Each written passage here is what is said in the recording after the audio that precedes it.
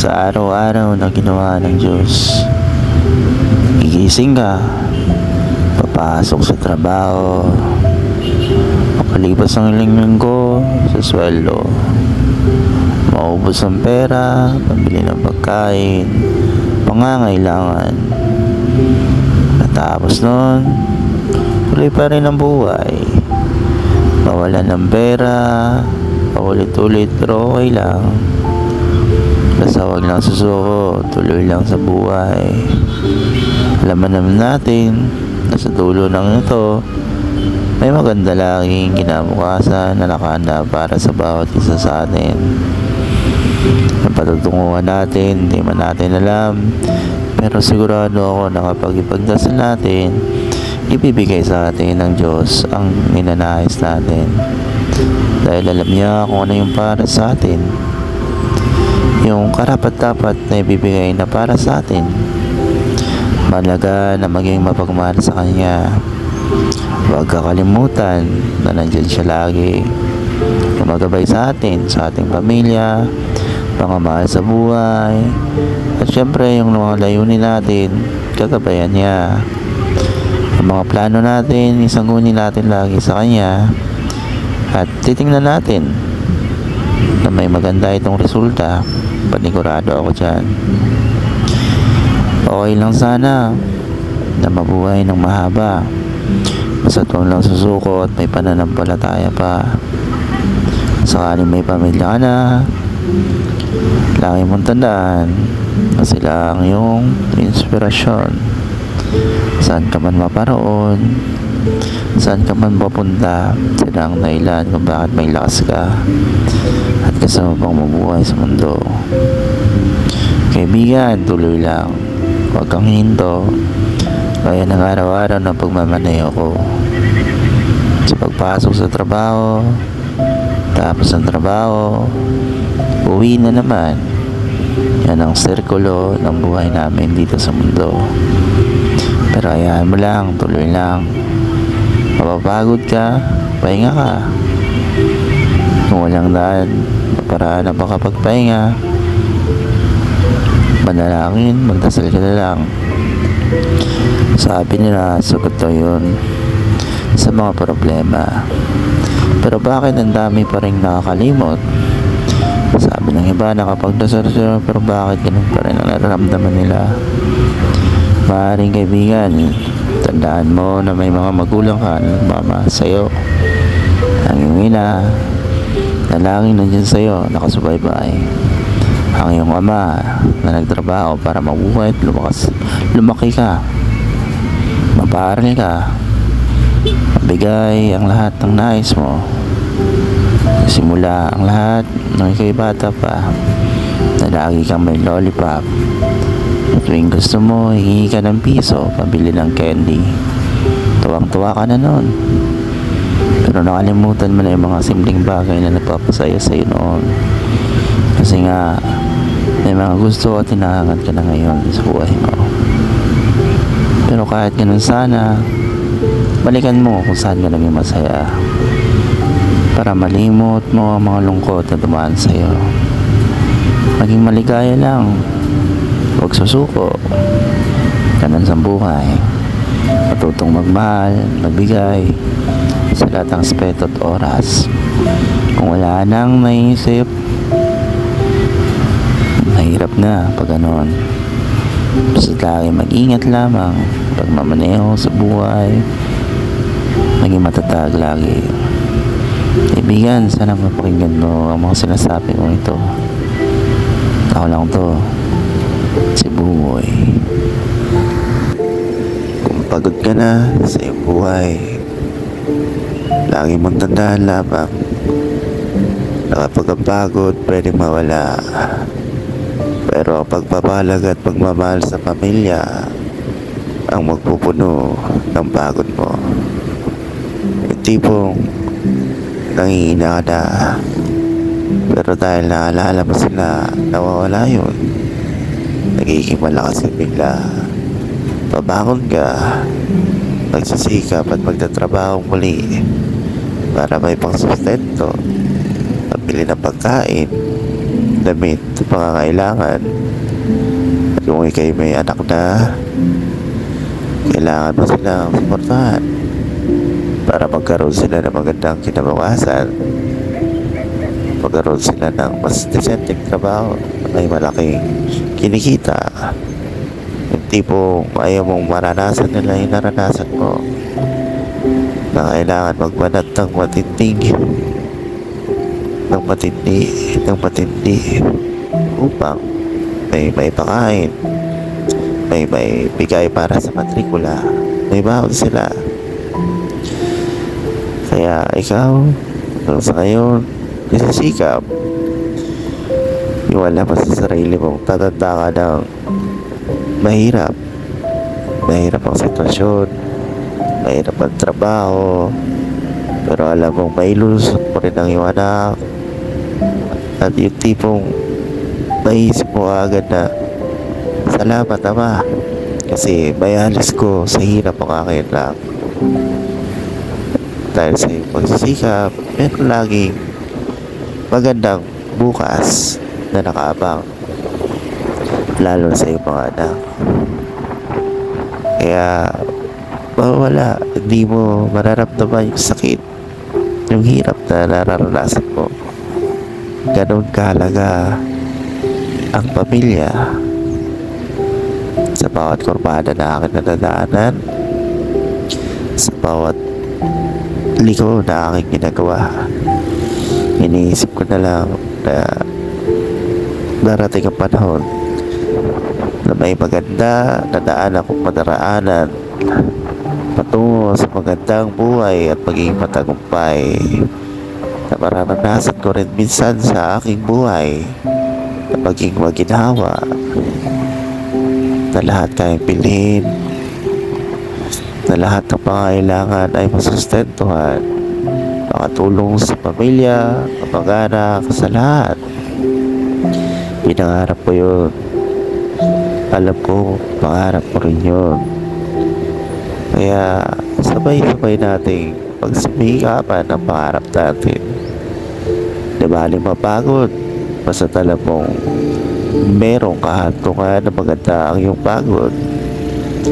Basta pag napagod ka, magpahinga ka. Kung wala ng lakas, magpalakas ka. Kung pakiramdam mo lahat ay wala na sa'yo, magdasal ka. Una sa lahat, mahalin mo ang iyong sarili. Dahil kapag hindi mo na mahal ang iyong sarili, paano ka pa pamahalin ng iba? Paano ka pa papahalaga ng iba kung nakikita nilang pinapabayaan mo yung sarili? Pahalagaan mo yung mga bagay, mga tao na nagmamahal, na nakapaligid sa'yo. Hindi lahat ay may ganun. Lagi mong tandaan na kailangan may respeto pa rin. Kahit alam mong mahal na mahal ka niya, respetuhin mo pa rin siya. Huwag mong alisin yung respeto, dahil dyan nagsimula ang pagmamahal niya sa'yo. Pagmamahal na walang hanggan, pagmamahal na siya lang ang may alam, at ang pagmamahal na alam mong mahal na mahal ka niya. Hindi mapapalitan yun magpakailanman. Kapag nararamdaman mo yun, pasalamatan mo, dahil hindi lahat mayroong pagmamahal. May iba, may pera, pero nawalang silbi ang pera dahil naramdaman nilang walang nagmamahal sa kanila. May iba, walang pera, pero alam nilang maraming nagmamahal sa kanila. Kaya kahit mahirap, tuloy pa rin sila, dahil ramdam nila na ang pagmamahal ay nakapalibot sa kanila, na nagsisilbing lakas upang magkaroon sila ng panibagong lakas para kumita ng pera. Napakalayo ng distansya ng may pera at may pagmamahal. Kaya kaibigan, para magkaroon ka nun, respeto mo na respetuhin mo sarili mo, mahalin mo sarili mo, lagi sa sarili mo. Kasi nga, kapag hindi mo nagawa sa sarili mo yon, ay hindi mo rin magagawa sa iyong kapwa, sa mga nakapaligid sa iyo. Kaya nga, lahat ng pinapakita at pinaparamdam mo sa kapwa mo ay nagmula yan sa sarili mo. Hindi yan galing sa kanila, hindi yan galing sa sabi-sabi, sa iyo mismo na galing yan. Kailangan tandaan, buhay kang magmahal na may respeto at paggalang. Kasi pag wala na yan, anong silbi mo dito sa mundo? Isang uri ng tao na pinanganak na bastos. May kaibigan ka ba kaya? Maaaring may kaibigan ka, pero dahil kaibigan ka nila sa pera. Paano kung wala ang pera? Nawala ang iyong pera, meron pa kayong lalapit sa'yo o makakakaguhian ka. Kaya mas maganda pa rin ang may pagmamahal na may respeto at paggalang. Dahil sa huli, yan ang sekreto ng tagumpay. Yung tagumpay na hindi mo akalain na dumating at darating sa'yo. Kasi alam mong mahirap ka. Oo, mahirap sa araw-araw, mahirap sa bawat oras, pero laging dala-dala mo yun, laging tinuturo sa iyo ng iyong mga magulang na huwag kang magiging bastos, na dapat mapagmahal at may respeto ka, lalo tigit sa mga nakakatanda. Yan yung dala-dala mo panghabang buhay. Hindi lang yung pera ang pwede mong dalhin. Ang pinakamagandang dalhin ay yung marunong kang gumalang, ay yung may respeto ka sa kasama mo, sa kapwa mo, at lalo tigit may respeto ka sa nakakatanda sa iyo. Huwag mo silang ibababa, huwag mo silang mamalitin. Lagi mong tandaan, sa mata ng Diyos at sa mata ng iba, pantay-pantay lamang tayo. Binigyan tayo ng sariling hangin, binigyan tayo ng sariling paningin, pakiramdam, panlasa. Kaya paano mong sabihin magkaiba tayo, kaibigan? Sa estado, maaaring magkaiba, pero sa pananaw, sa pagmamahal, sa nasasaktan ka dahil may puso ka, di tayo magkaiba. Parehas tayo, parehas na parehas. Kaya pagiging mapagmataas, mayabang dahil meron, nako, mukhang hindi maganda yun. Hindi yun permanente, kaibigan. Hindi man dumating sa punto na ikaw ang maghihirap, pero lagi matandaan, meron ka magiging anak at anak, pamilya, na pwede nilang sila mismo ang makaranas ng hirap. Tapos ikay masasaktan kasi nakikita at nasasaksihan mo yung mga bagay na nagawa mo na sila ang nahihirapan. Nakikita mo yung dati mong ginagawa sa ibang kapwa na hindi maganda ay nararanasan na ng iyong mismong mahal sa buhay. Di ba masakit pag ganun? Napakasakit nun. Mas maganda pa atang ikaw ang nakakaranas nun kesa nakikita mo yung mahal mo sa buhay ang nakakaranas nun. Sa sobrang sakit, hindi mo maramdaman kung ang dapat mong gawin, na para bang gusto mong mabalik sa nakaraan at itama ang iyong mga mali, na para bang gusto mong tumigil na lang Pero huwag magalala, hindi yan huli lagi. Hindi pa huli. Tandaan mo, pwede pang itama at pagkakamali. Kahit gaano pa yan katagal. Habang nabubuhay ka sa mundo, may pag-asa. At yung pag-asa na yun, huwag mo nang pakakawalan. Kung may mga naging mali ka sa nakaraan mo, ito yung tamang oras na dapat itama mo na. Itama mo na, kaibigan. Kaya sa biyahe ko ito, lagi kong iniisip, isang pagkakamali ko lang, mawawala ang lahat. Ganun din sa buhay. Isang pagkakamali mo lang, mawawala ang lahat. Di mo alam kasi kung anong darating sa iyong harapan. Di mo alam kasi kung may nakaharap pa sa unahan. Di mo alam kung mayroon bang mga dilubyo, bagyo na darating at ulan. Paano ka maging handa? Hindi mo yung kayang paghandaan.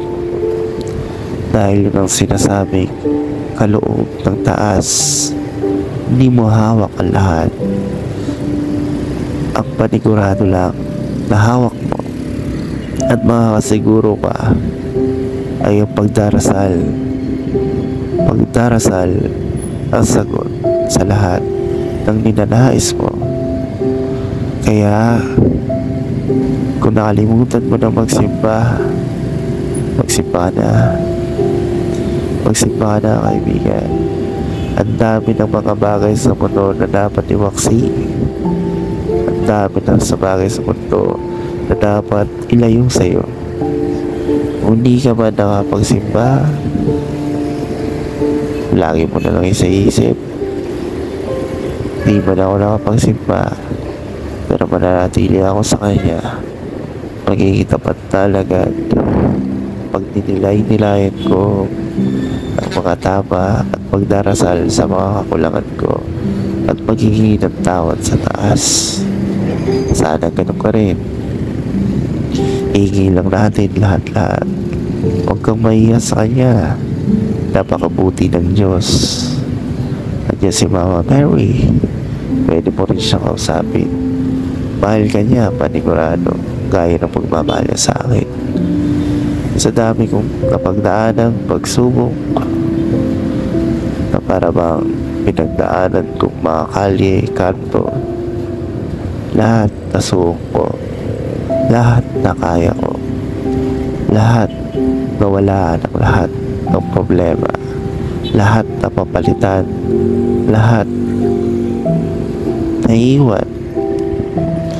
Kaya kung malungkot ka, lumabad ka.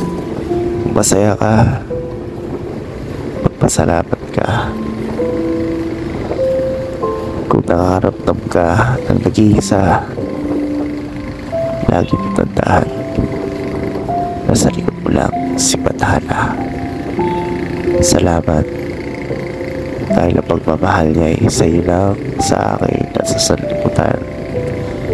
Salamat sa lahat ng nakikinig. Hanggang sa muli, mahal na mahal ko kayo. Paalam.